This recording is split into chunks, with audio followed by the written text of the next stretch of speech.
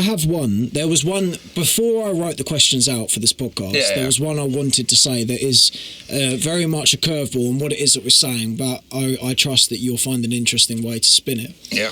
If you could be the best in the world at one random skill, what would you choose? And I shall caveat this with saying that you are not allowed to careerify this skill.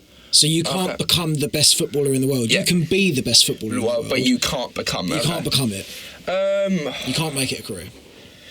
Oh, Christ. That's a really good question. Jesus. So what I shall, just to polish the point for those at home and for yourself, really good question. You can't choose something that's actually particularly useful. Basically. Yeah, useful, basic. Do you want me to give my example to give you a bit of... Yeah, I've got one, but it's just very weird. Go on, go. I'll be the best people pleaser in the world. I want to just be the one that everyone wants to be like, just make people happy, really. Like, people just to see me and I just want to make people happy. Is this people pleasing without the bad parts? Yeah, without the bad parts, basically. Just be the... kindest. Basically, I know it's cheesy and stuff, but I think that's just be the kindest guy. I can't make a career about being kind. Yeah, well. You never know. In this day and age, anyone can make a career out of anything. No, but I would say of all the things to make a career out of, being kind would be quite a good one. But you're right. I think that's a nice one. I want to just be really kind to people, and I want people just to look at me and go like, he's really kind and loving, and I just want to just show to people that you can be like that. You don't need to be an arsehole, basically. How accessible do you think that is already? Very accessible, and that's why I believe believe something is achievable.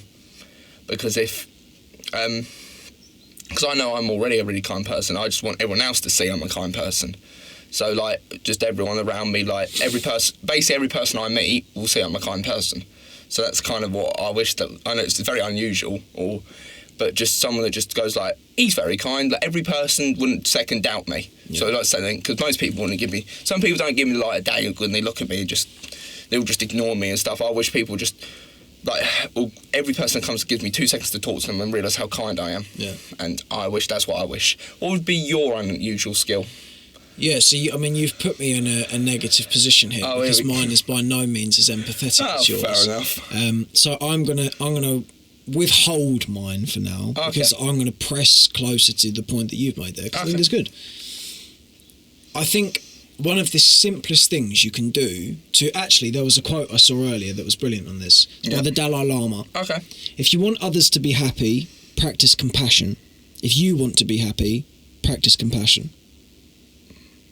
Makes sense. Yeah, makes perfect sense. It does make a lot of sense. And I loved that, because I thought the idea of the utility of being good is not spoken about enough. If you're kind and you perpetually act in such a manner, you will radiate a sense of good feeling, and that can only be a good thing. Yeah. You know, there's no harm to be done in being virtuous and being good. And even if, to play devil's advocate on this point, you took the frame of kindness can be exploited, well, something that I have thought more and more consistently recently is that I would rather be kind and be exploited than be wicked and exploit. I would rather take the chance of not being, of someone taking taking my kindness as weakness and be a good person, then not do that. And I think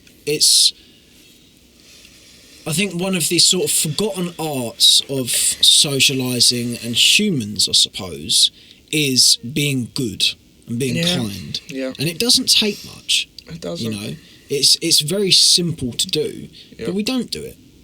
And I'm glad that you've made the point of how important it is to you, because I think people will look for ways to sort of hack the game and find the most useful way of improving themselves or working towards their goals, and they forget the one that's right under their nose that will do them a lot of good a lot of the time. If you're good and kind to people, that will pretty much serve you well anywhere. Yeah, that's why I said what I said, because I think kindness gets you places. It does. It does. I think that's why I said I think it'd be a really useful, unusual skill to just, if you're just kind. I think kindness doesn't cost anything. The best thing about kindness is it doesn't cost anything to do, and it's a way to make people feel good.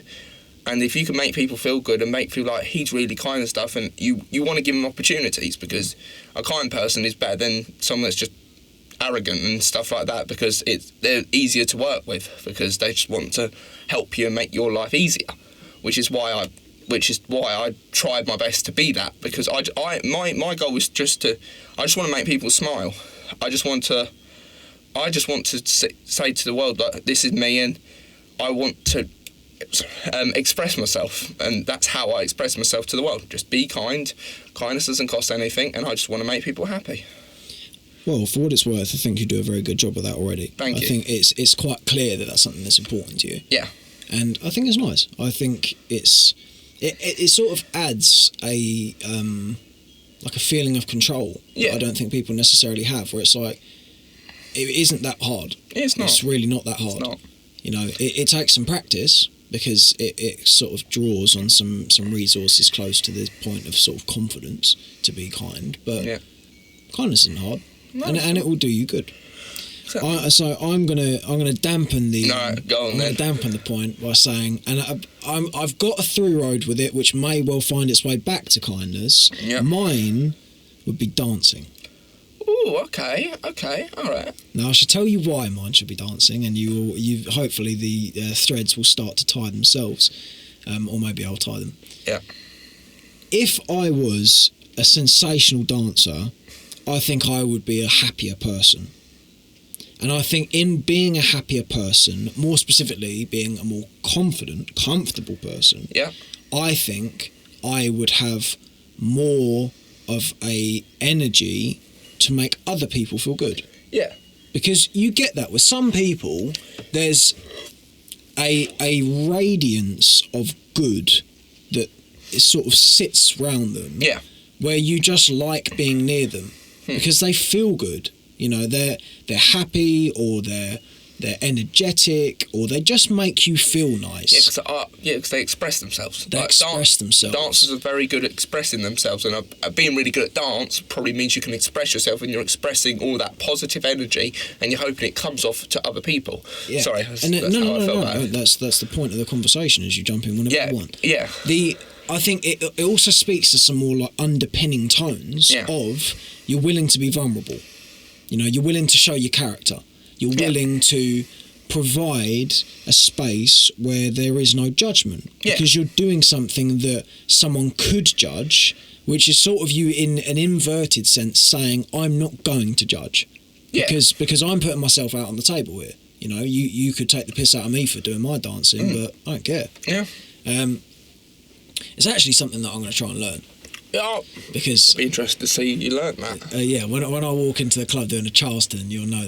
You know something happened. Yeah. No, I've actually been thinking about it quite a lot recently. Is sort of artistic expression as a through road towards feeling better about yourself. Yeah.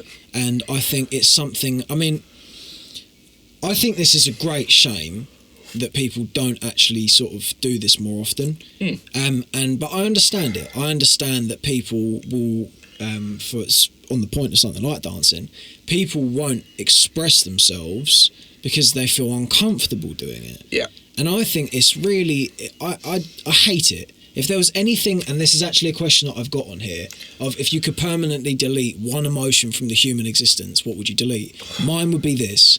It would be feeling uncomfortable about doing something you want to do. Yeah. Because I hate it. I think there's I understand. I'm like a seasoned veteran of understanding this feeling of wanting to do something and being scared to do it and not doing it. Yeah. I would love a world where people didn't feel that way. I know, annoyingly, sometimes there are caveats here that, I'm not even going to put the caveats in. I can't even be bothered. If there was a world where people thought, I want to dance, and there was no apprehension about doing what makes you feel good, I think we'd be living in a much better world. Yep. We could live in that world if we tried. Yeah. You know, that's something, in theory, if we all have a collective effort to start popping out the pop locks and the Gangnam Styles without any weird sense looks. of judgment, Yep. then we. I think judgment's a good emotion as well. Like just people judging you. I wish that's something I wish.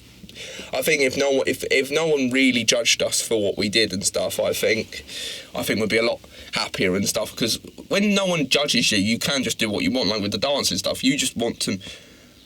If you just want to do what you want to do, but you're fearing what other people will think. Yeah. And I think the fear of what other people will think is why we don't do what we sometimes what we really want, because we just don't want to be laughed at. Because you get those weird looks in the corners, like, so what the fuck is he doing?